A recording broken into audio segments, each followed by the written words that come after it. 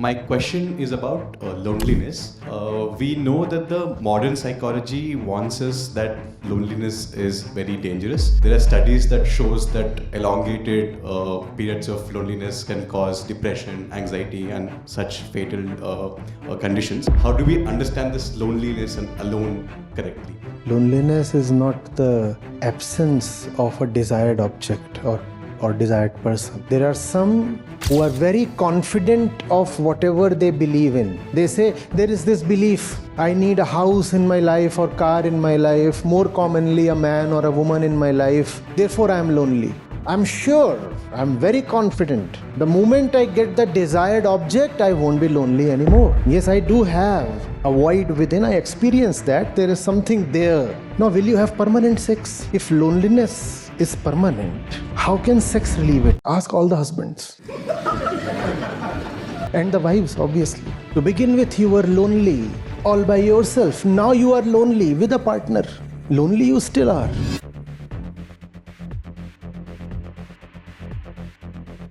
My question is about loneliness.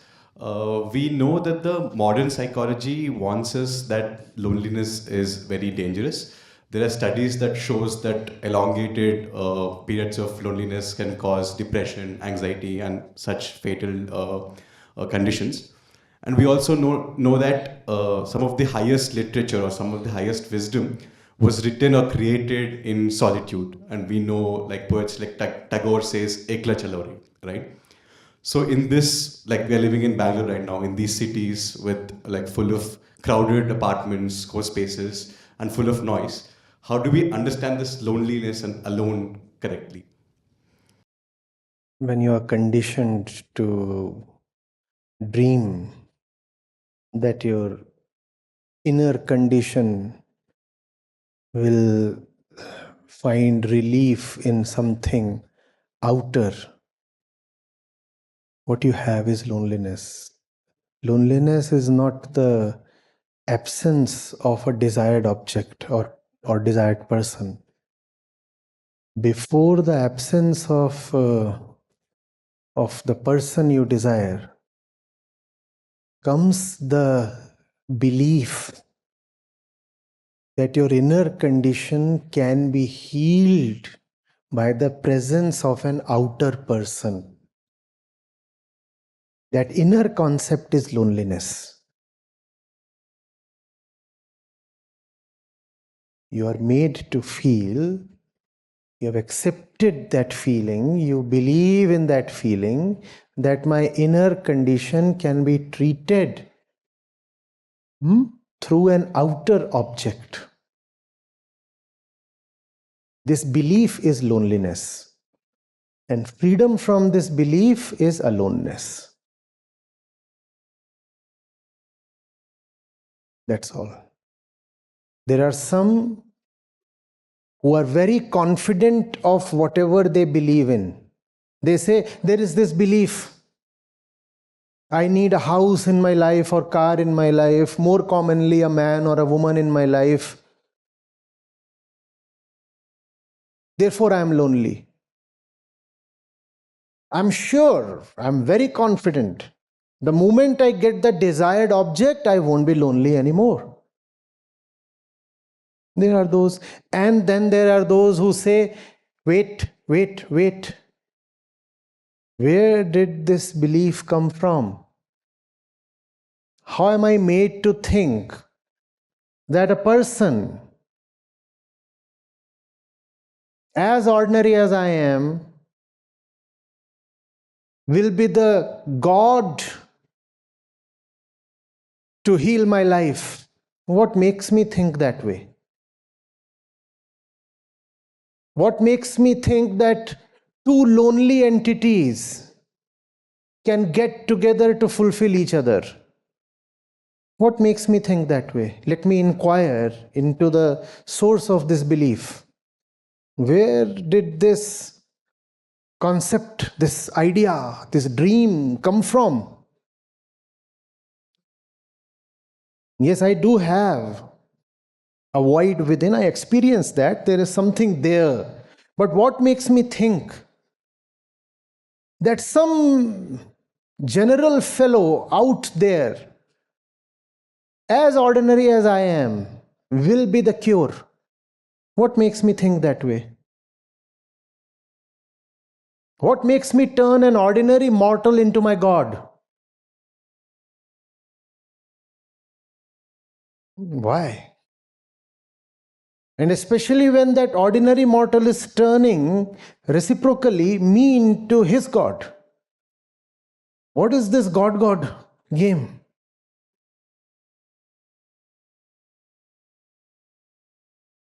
Moment you are free of the expectation that somebody can come and plug in this hollow that you have, the freedom from expectation is aloneness.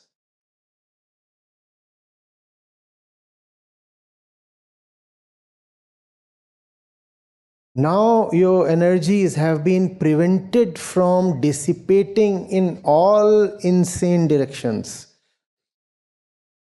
Otherwise, human life can be called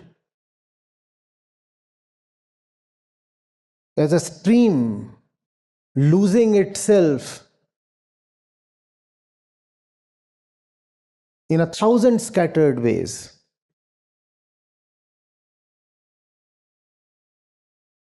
Rushing towards this object, then that object, then that object, that object, and finding solace nowhere.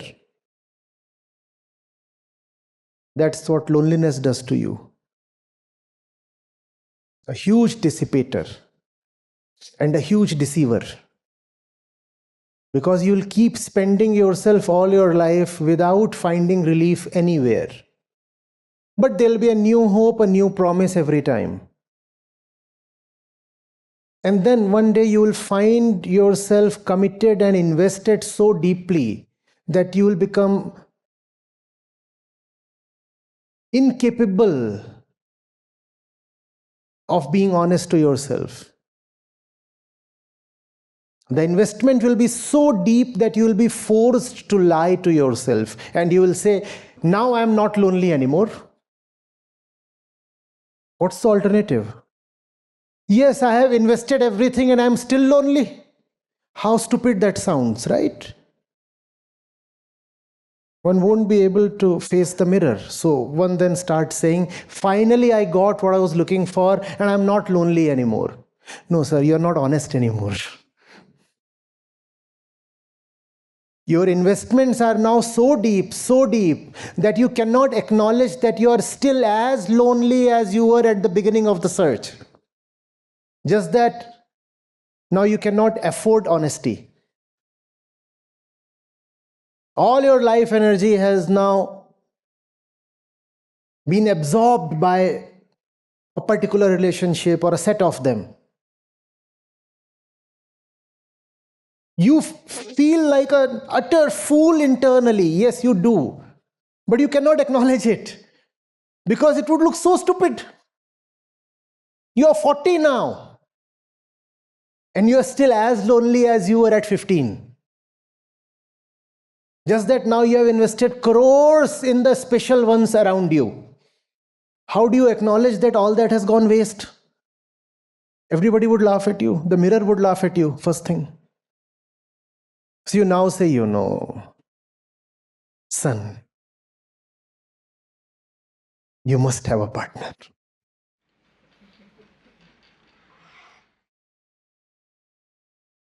The lies penetrate really deep, don't they? We lie so deeply, we start believing in our lies. Not just believing in our lies, we start propagating our lies. What to do? Lonely.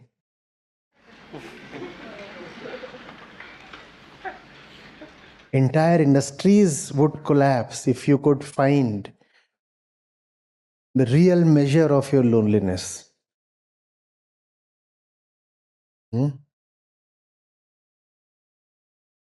Loneliness is not just biological. It is social, industrial, commercial, religious, political. The entire world has a stake in making you feel lonely. What would, for example, a restaurant prefer? Three options: an entire family, at least a couple, or somebody like him. Please tell me. Family. And if not a family, then at least a couple.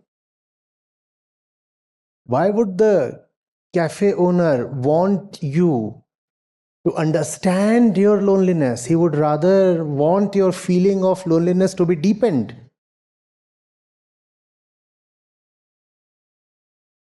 Seen how they advertise, it's a family entertainer. Seen how bachelors face trouble even affording flats, normal places to rent. Everybody has a stake in doubling you, then quadrupling you.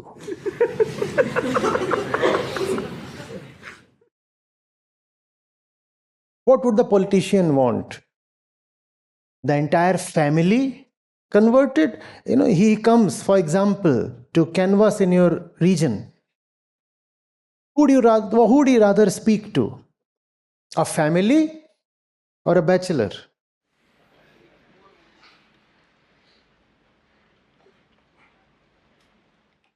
All the so-called religious zealots.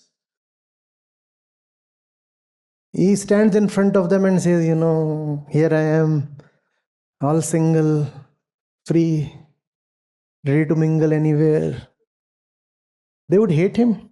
They would say, you are the reason why our population is shrinking.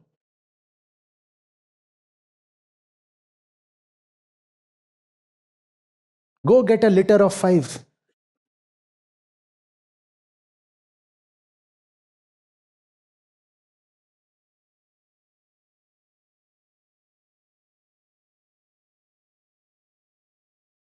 These days they are advising me. So you are coming up with this Gita movement. We see it is a good thing, but it will die down. Because all these young people who are coming to you, if they remain single, who will carry your mission forward? So you must tell them, yeah.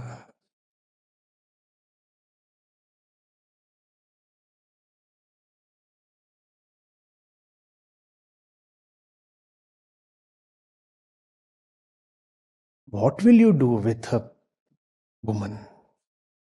What? Keep the fluffy emotion aside. What exactly will you do with her?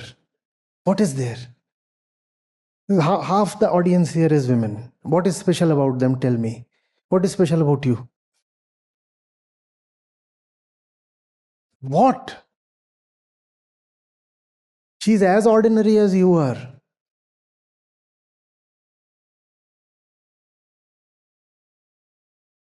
There's nothing there, nothing at all.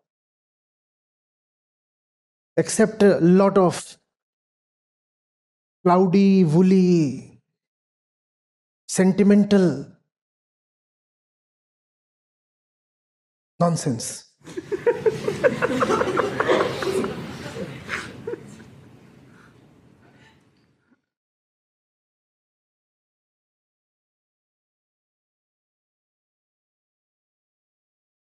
You sleep daily? Do you? Ladies, do you sleep daily? What do you eat? Ladies, what do you eat? Do you visit the loo? Do you? I'm about to reveal a secret. Ladies, do visit the loo just like you.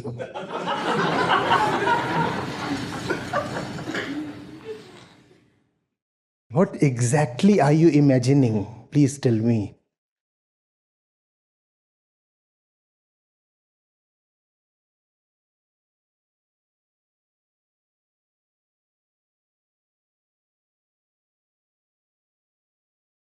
If you say there is a big sexual component, right? Probably that can be admitted on biological terms. Yes, there might be. But then you are not talking of loneliness as an episode, right? Because a sexual episode lasts just a few minutes. You're talking of loneliness as a state, as a permanent condition. Now, will you have permanent sex? If loneliness is permanent, how can sex relieve it? Because you cannot have permanent or semi-permanent sex. No woman would be willing, or even you don't have the stamina for that.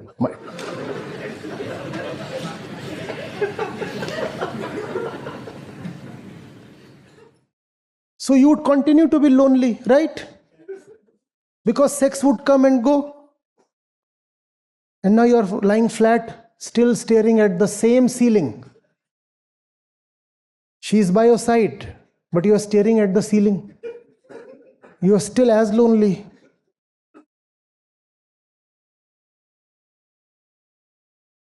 What will you do now? Ask all the husbands. And the wives, obviously.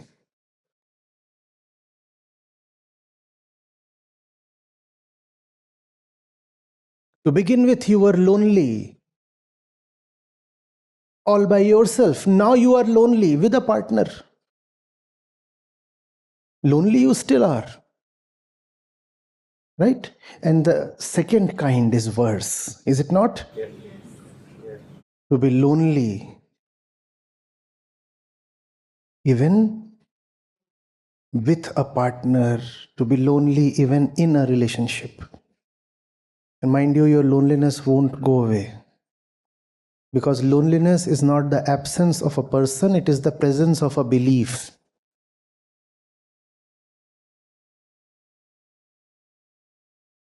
But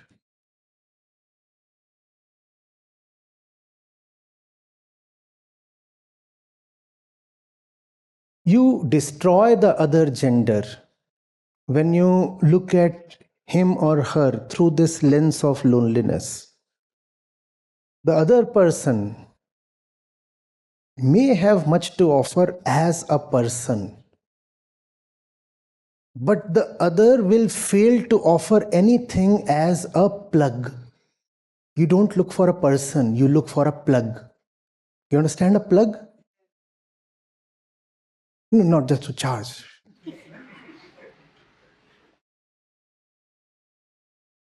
Something that would, for example, plug a hole. A fill, yes, a fill. You look at the other as a fill. As a person, the other can potentially be nice, wonderful, good. All those are probably possible. But as a plug, no person will ever suffice or succeed. Because nobody can plug into a belief successfully. Had there been a real void, maybe somebody could have plugged it. But there is no real void. All that exists is a belief.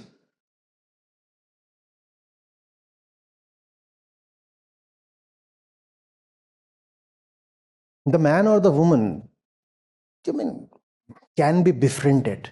But the moment you start looking at that person romantically, you have killed the whole thing.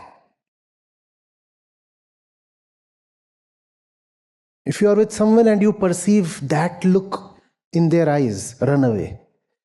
And that look cannot be missed. You can easily identify it.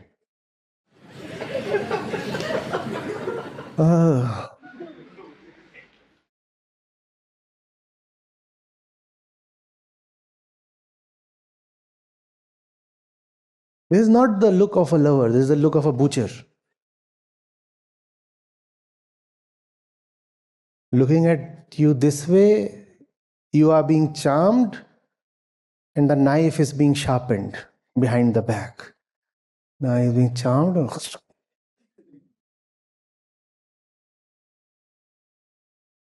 But how you love it when you are looked at this way? Huh? That's what loneliness is, right? Somebody to give me that look. What will you do with that look? Okay, tell me. What will you do with that look? What will you do? How many of you have received that look at least once in life? You haven't, not even once.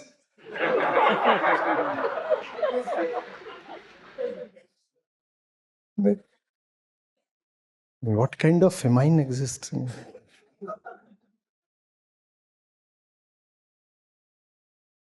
What did you get from that look?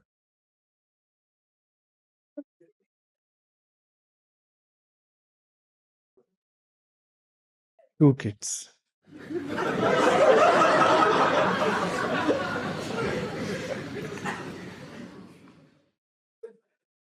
That should also tell me it's an evolutionary tactic, right? And evolution doesn't care for individual members of our species. Evolution only cares for the whole, the aggregate. What happens to your individual quest for liberation? Evolution gives two hoots to that. Individually, you might be trying to be liberated, but evolution will tell you, no, you are lonely. You get hold of a girl and get two kids. Can't you see that?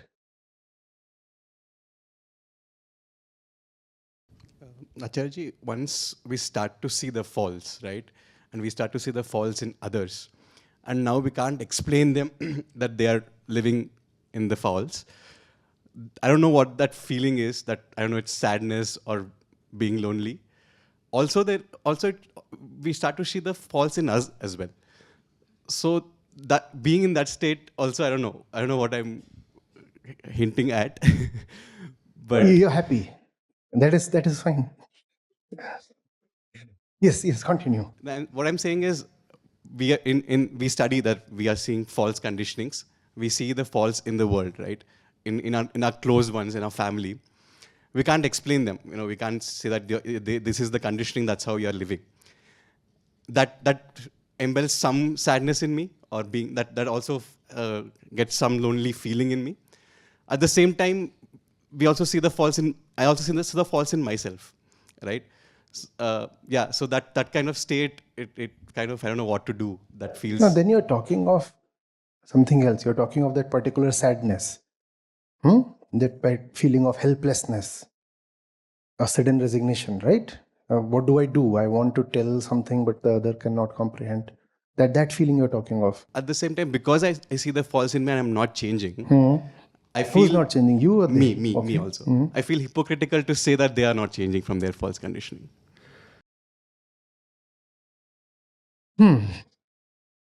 Then do not convey it as a lived experience. Convey it at least as a principle you admire and be clear. Because mind you, the ego is a range. Within that range, you might be operating at that point, right? But you do know of a principle to be admirable. Convey to others what you know of as admirable just as a principle, not as your own lived experience. Be clear. I do not yet abide by what I am telling you. That could be the wording. I do not yet live what I am suggesting to you, but honestly, since I admire what I am telling you, therefore I am sharing. I'm not yet there, but I want to be there, and I'm sharing with you what I admire, and that's why I want to be there. Otherwise, you'll be putting a rather tough constraint on yourself. You'll be saying, unless it is totally a lived thing, I'll not proceed to share. Which is undoubtedly very, very honest of you. but that would reduce your usefulness to others. You are saying, I'll wait for 20 years, and only when I am fully sure that I'm absolutely living it will I proceed to share with others. No.